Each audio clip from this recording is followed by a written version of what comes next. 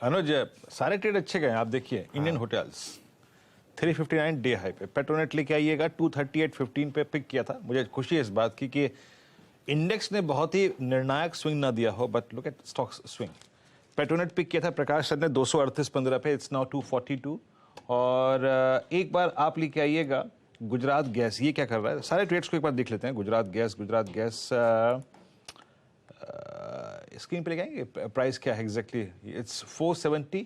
ये अगर आप देखें हल्का सा वहीं पर ही है, बैकफुट पे भी आया। इनफैक्ट एचएल का ट्रेड काफ़ी अच्छा खासा रहा और अंबुजा सीमेंट्स इसने भी अच्छा खासा मूव दिया। तो ट्रेड बहुत अच्छे खासे मिले आज। और इंडियन होटल्स तो लीड करता हुआ 359.70। अच्छा, ये मानस एक बार इंडियन होटल्स को फिर से डिस्कस कर लेते हैं। अगर ये 348 और नीचे का लो था करीब 280, यानी मोटा मोटी अगर आप देखें 68 रुपए की आपकी सितंबर, अक्टूबर, नवंबर, दिसंबर, जनवरी, फरवरी, मार्च, अप्रैल, लगभग 6-8 महीने की 68 रुपए की चैनल ब्रीच हुई है, जिसकी नेकलाइन है 350 पे। टेक्निकली इसका प्रोजेक्शन क्या बनता है अगर मैं डिलीवरी पे काम करता हूं तो? देखिए, डिलीवरी पे काम करना है ना, तो आप अगर वीकली चार्ट पे जाएंगे तो आपको फ्लैग पैटर्न का ब्रेकआउट दिखेगा। मेरे ख्याल से कुछ 15 हफ्ते पहले की मैं बात कर रहा हूँ। और जो फ्लैग पोल था वो 200 रुपए से लेकर 340 तक था।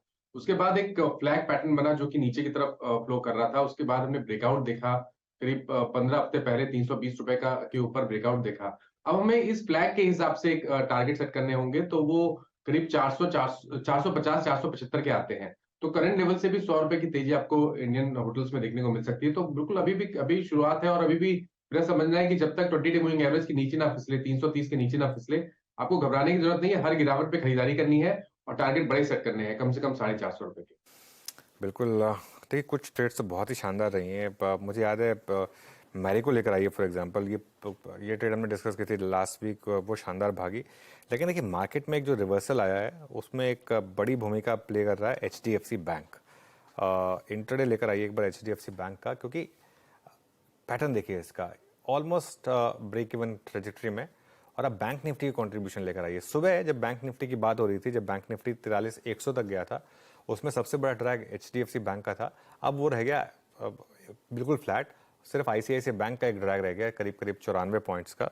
उसके अलावा बैंक निफ्टी में थोड़ी स्ट्रेंथ है और कुछ स्टॉक्स में क्लियरली स्ट्रेंथ लौट रही है। लीवर की बात हुई थी, बाटा की बात हुई थी, बंधन बैंक में थोड़ी रिकवरी, और वीरो FMCG की बात हो ही रही है तो यूनाइटेड स्पिरिट्स भी डे हाई पर है इस समय। यहाँ पर भी कल की गिरावट के बाद थोड़ी सी रिकवरी, तो काफ़ी इंटरेस्टिंग इस समय आपको इंडिविजुअल स्टॉक्स में ट्रेड्स मिल रही हैं।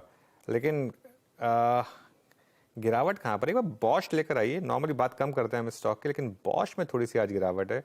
ये एक मतलब अपवाद है आज ब्रॉडर मार्केट में। अगर बॉश का शेयर देख लें तो वो लोअर लेवल पर। अच्छा, बता दें कि मनी कंट्रोल पर दिए गए विचार एक्सपर्ट्स के अपने निजी विचार होते हैं।